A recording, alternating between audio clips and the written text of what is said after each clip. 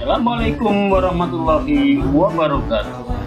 Salam guru penggerak, salam bahagia dan semangat selalu. Saya Sudarwoto, calon guru penggerak angkatan 5 dari SD Negeri Rawakumbeni, Kecamatan Benda, Kota Tangerang. Dalam kesempatan ini, saya akan memaparkan filosofi pendidikan Ki Hajar Dewantara dalam demonstrasi kontekstual, implementasi pendidikan yang berpihak pada murid. Filosofi pendidikan Ki Hajar Dewantara. Tujuan pendidikan menurut Ki Hajar Dewantara yaitu tuntunan di dalam hidup tumbuhnya anak-anak. Artinya, menuntun segala kekuatan kodrat yang ada pada anak-anak agar mereka dapat mencapai keselamatan dan kebahagiaan setitiknya, baik sebagai manusia dan sebagai anggota masyarakat. Dasar pemikiran Ki Hajar Dewantara dalam menuntun laku dan pertumbuhan kodrat anak, KHD mengibaratkan peran pendidik seperti seorang petani atau tukang kebun. Anak-anak itu seperti biji tumbuhan yang disemai dan ditanam oleh Pak Tani atau Pak tukang kebun di lahan yang telah disediakan. Anak-anak itu bagaikan bulir-bulir jagung yang ditanam.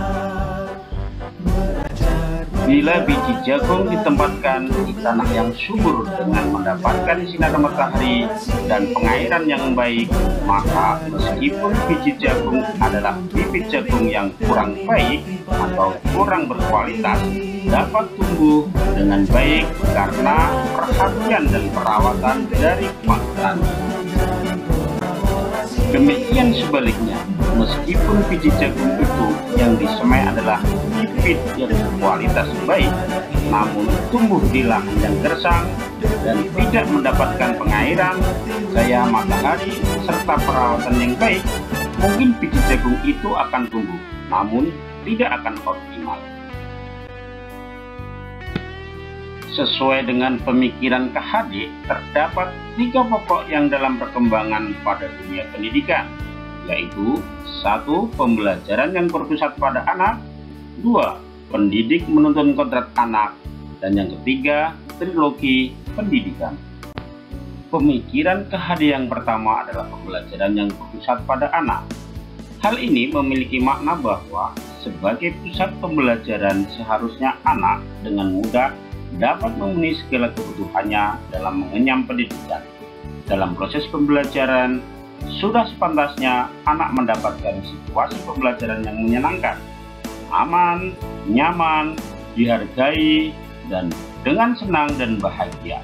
Sebagai guru, kita harus berupaya memfasilitasi seluruh aspek pembelajaran yang berorientasi pada perkembangan dan individualisasi pengalaman belajar melalui keadaan dan yang direncanakan oleh anak itu sendiri.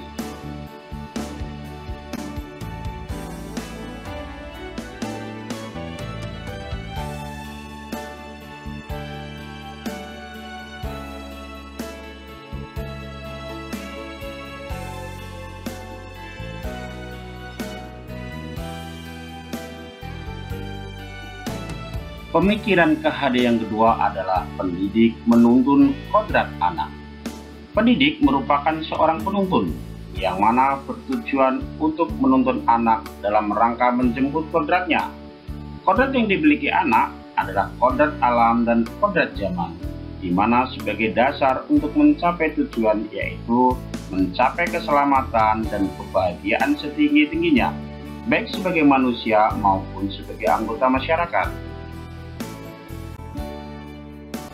Kodrat yang dimiliki anak yang pertama adalah kodrat alam. Menurut KHD, kodrat alam adalah lingkungan alam berkaitan dengan tempat peserta didik berada, baik itu kultur budaya maupun kondisi alam geografis. Artinya, setiap anak sudah membawa sifat atau karakternya masing-masing.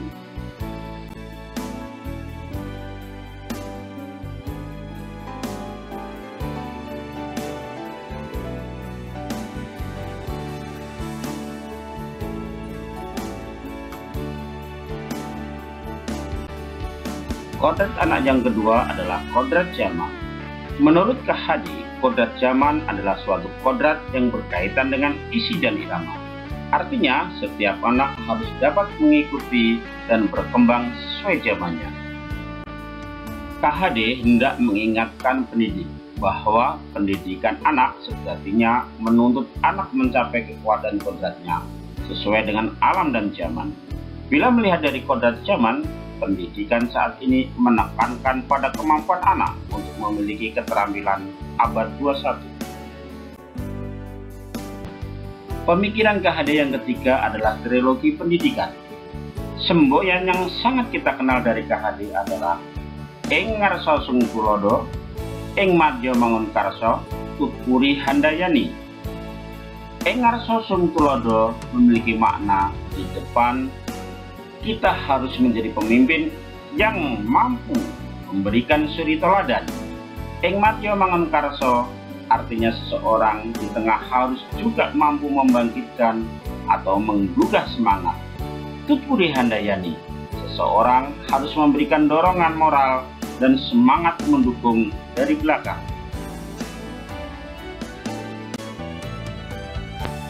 Dari pemikiran KHD tadi, maka akan timbullah budi pekerti. Menurut KHD, budi pekerti atau watak atau karakter merupakan perpaduan antara gerak pikiran, perasaan, dan kehendak atau kemauan sehingga menimbulkan tenaga. Budi pekerti juga dapat diartikan sebagai perpaduan antara cipta atau kognitif, karsa atau afektif, sehingga menciptakan karya atau psikomotor.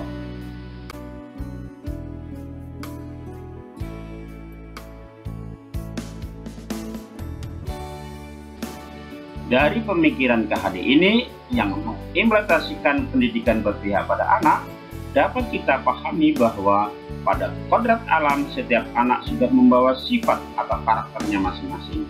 Jadi kita sebagai guru tentu tidak bisa menghapus sifat dasar tadi.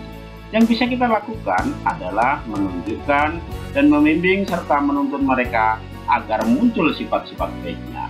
Pada kodrat zaman, kita sebagai guru harus membekali keterampilan kepada peserta didik kita sesuai dengan zamannya saat ini agar mereka bisa hidup, berkarya, menyesuaikan diri pada konteks pembelajaran di abad 21 ini. Demikian demonstrasi kontekstual yang menyiratkan pemikiran Ki Hajar Dewantara dalam implementasi pendidikan yang berpihak pada murid.